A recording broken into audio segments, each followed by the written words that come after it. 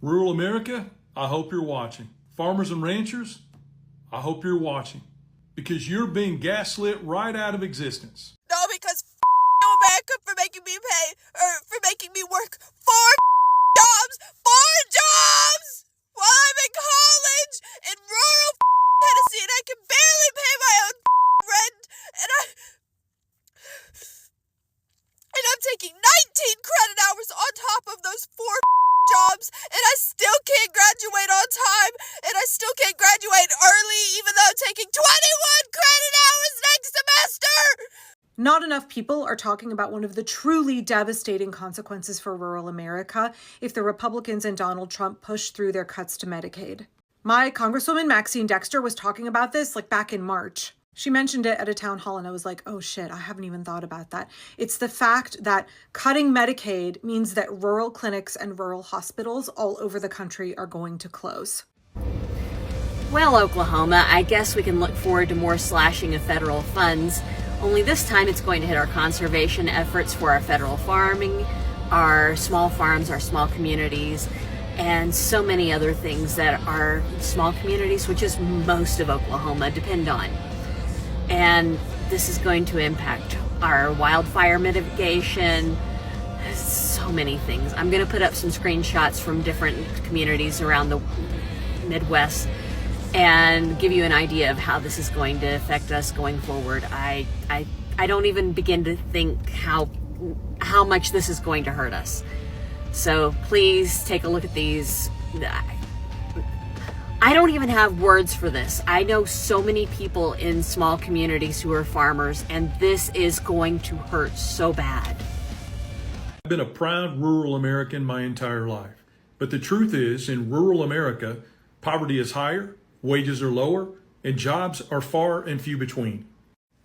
And here's another cold hard fact. Beginning with the New Deal, continuing through to the Great Society, and ending just recently with the President's infrastructure bill, the Democrats in both rural and urban America have fought to provide a social safety net that's much needed in rural America while offering targeted incentives to help rural America grow. And our question is, when are conservatives in rural America going to join us in the fight? Hi guys, my name's Will, your favorite rural campaign and elections expert, and let's talk about it. Here are some hard facts we have to come to terms with in rural America. Nearly 75% of the poor living in rural America come from southern Republican states. Both poverty and our dependence on the social safety net is higher in rural America than it is in our cities and suburbs. In every section of America, America's downfall won't be caused by foreign enemies, economic collapse, or lack of innovation. It will be destroyed by the very things it was built on: racism, greed, power, and the exploitation of the marginalized. So let's start with racism. America's had a centuries-long addiction to white supremacy, from slavery to Jim Crow to mass incarceration to modern-day suppression. The system wasn't just built on racism, it still depends on it. And you can't build trust and unity and long-term prosperity when the foundation is hatred and division. Now let's talk about the power, because America doesn't just chase power, it hoards it. At the very top, power is concentrated in the hands of a few, bought and sold through billion-dollar lobbying firms and dark money, and the people at the bottom, well, they're distracted and divided and disposable. But power with no accountability always turns inward. It eventually devours its own. Then there's greed. America's true religion. Every institution, healthcare, housing, education, even justice is for sale. The rich don't pay taxes, corporations exploit workers, billionaires fly to space while families can't afford insulin. And no emperor has ever survived when it values profit more than people. And finally, exploitation. This country built its wealth off the backs of stolen people on stolen land. And to this day, it thrives off keeping Black, brown, indigenous, immigrant, and poor communities in struggle. It's modern day plantation capitalism, wrapped in flags and hashtags. But here's the warning. You can only ignore the cries of the oppressed for so long before the system breaks. While America continues to argue about whether racism is real, the rest of the world is moving forward, investing in education, universal healthcare, green energy, and collective progress. They're building bridges, America's burning them. And yes, If this country doesn't confront its demons, it will collapse from the inside out. Not because of the lack of greatness, but because of its refusal to share that greatness with everyone. The future won't be stolen by guns or war. It will be lost in boardrooms, courtrooms, and classrooms where equity is denied and truth is buried. And when America falls, it won't be a tragedy. It'll be a consequence. What's happening in rural America? Black Americans wondered what would happen if Trump got back in office. But you all didn't listen. You showed up for him, voted for him, even cheered him when he promised the one new big, beautiful bill. Well, the bill passed and it seems like it's not so beautiful anymore. It's steering the very same community, the very same people who helped put him back in power. They voted for Trump in overwhelming numbers. They believed that he was fighting for them, protecting their farms, protecting their towns and their families. But what was he protecting them from? But the irony is the same bills they celebrated is now cutting deep between the systems that they rely on every single day. And Black Americans tried to warn you all about it, but none of you wanted to listen because you thought these policies would be only hurting the minorities and, people that are not white Americans in the country. And now you're all feeling the heat. I want us to watch all these videos together, guys. I hope that this video and whatever is happening now will be a lesson to so many people that actually voted for these policies that for years have been benefiting from white privilege and systematic racism. It's time for you to learn that all the problems that other communities are actually facing and been facing in the United States of America, it also get a time when they'll catch up with you all, just like some of these rural Americans are now getting what they voted for and what they've been supporting for years and for centuries. I want us to watch these videos together, guys. Every clip and every stitch that you'll be seeing on our today's episode, credits belongs to the original creators of these videos that you see on your screens. Let me know what your thoughts are on the comments section. So let's just dive right ahead and we'll come back with more commentary. So this guy comes up under my post about the article from the AJC and how rural towns are dying. And he was like, you need to stop the madness. This isn't about race, it's about economics. Black dude. First of all the other 150 comments, they all knew what I meant when I said they have their po' boy clubs in these small towns.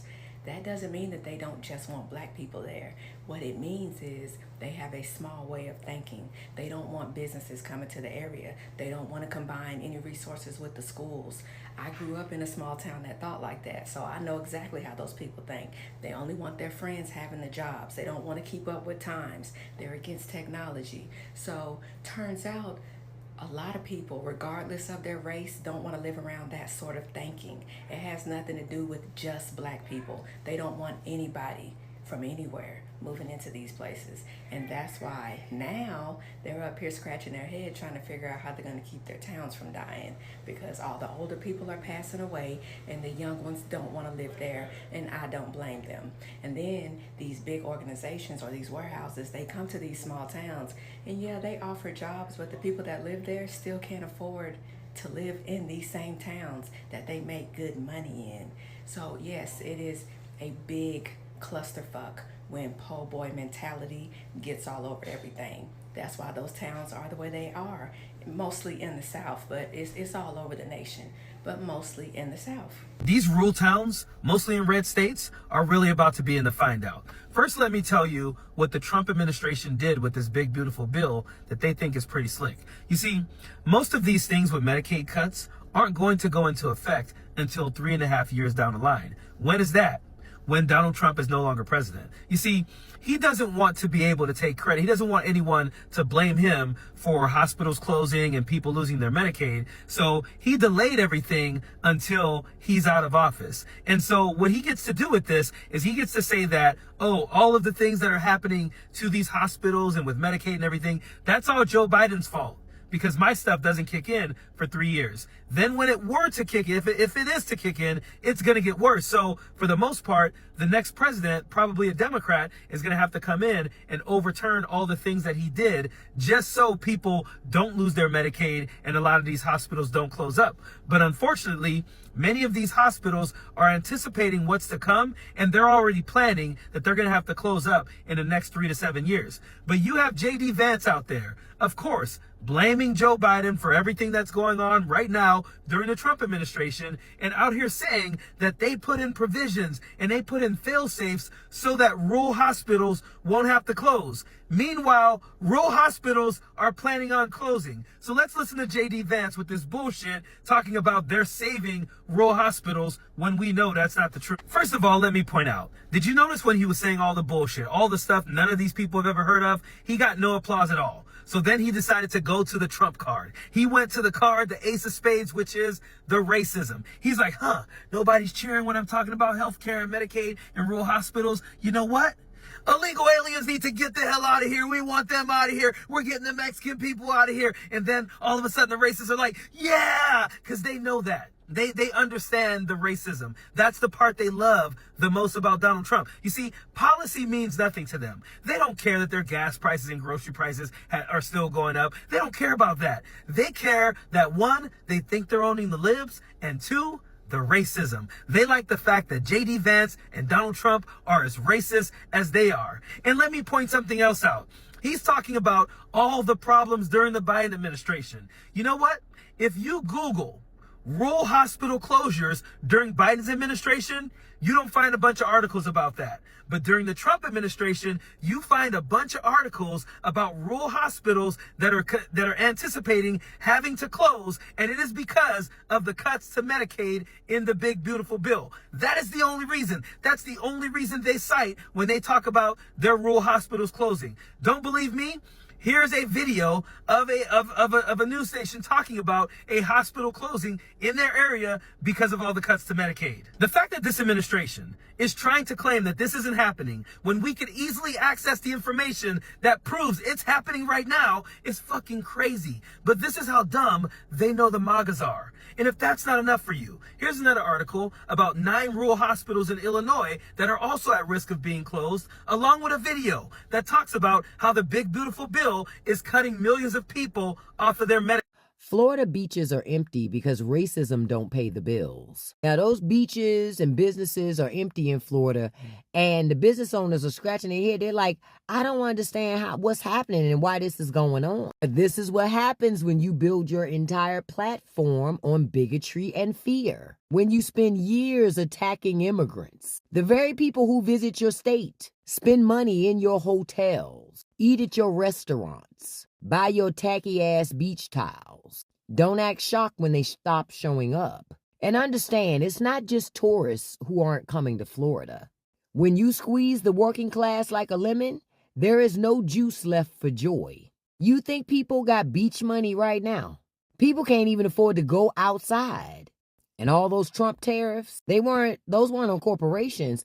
Those were Trump taxes on us. Prices went up, jobs got cut, and now folks are choosing between groceries and gas, not plane tickets to Clearwater. And y'all made Florida a hostile environment, honestly. And not just for immigrants, but also for black people, LGBTQ, teachers, hell, even librarians. Y'all made the beach a battleground. So now it's just you and those overpriced souvenir stands collecting dust.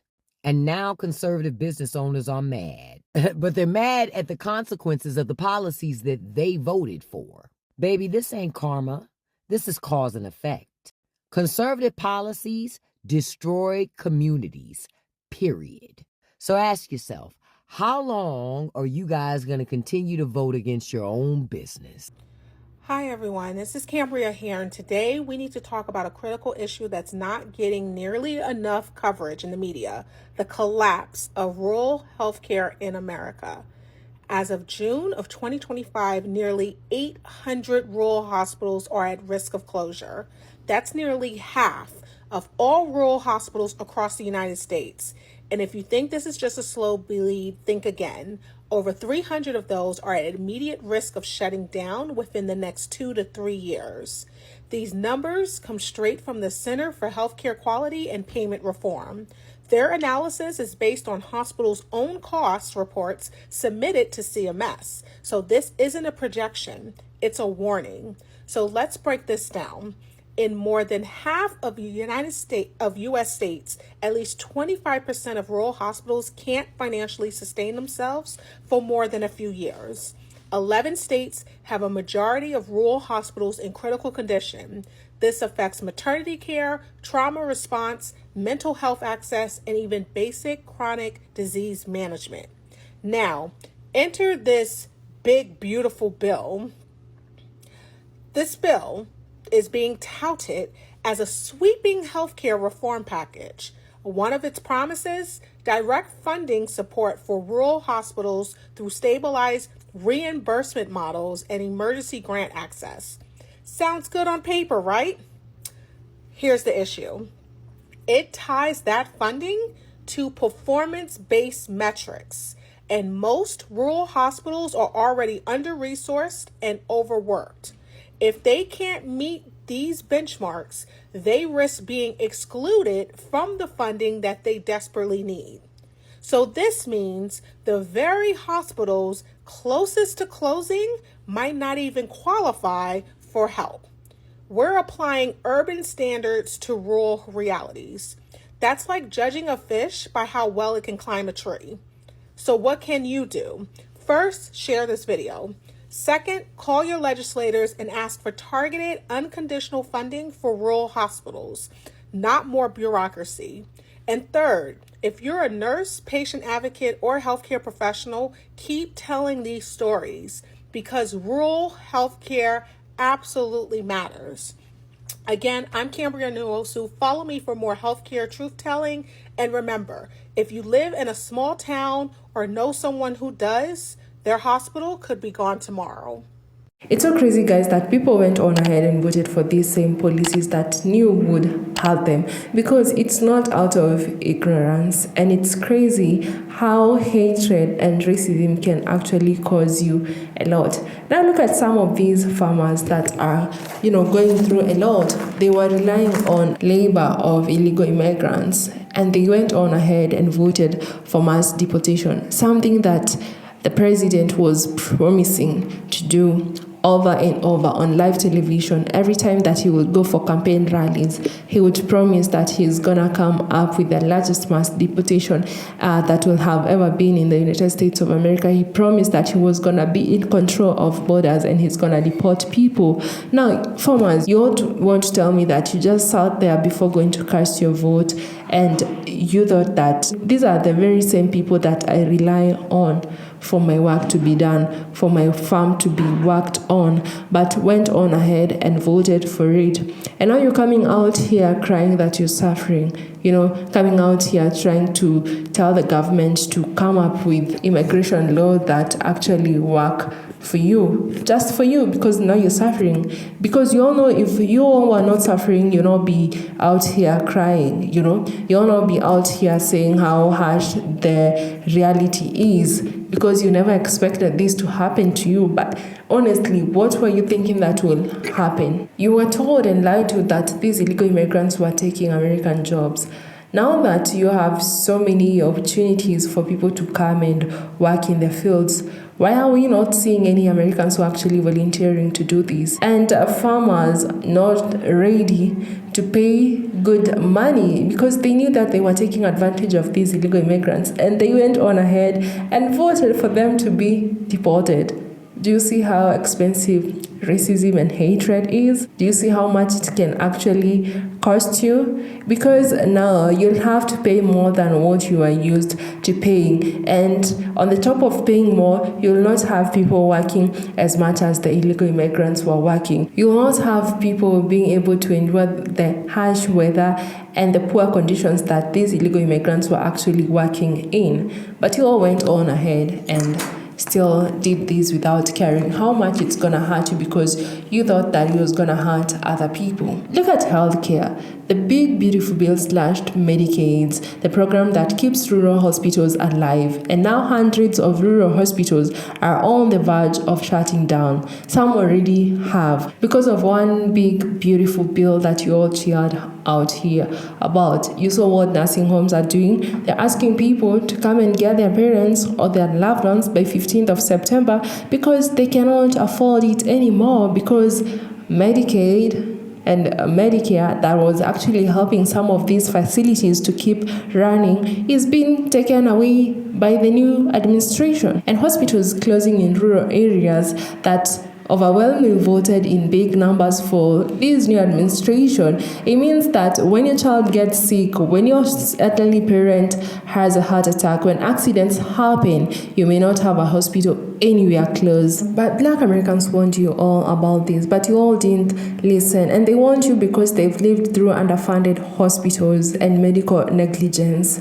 But you all thought they were only asking you not to go on ahead and vote against your own self-best interest because of you. You all called them woke, you all called them names, you all didn't support them and said they love complaining about everything and anything, making everything about racism. Now you see, you're facing the very same consequences that they actually warned you about after you made those choices, after you made that choice on November 5th. They warned you all that getting healthcare would hit the hardest, the smallest towns.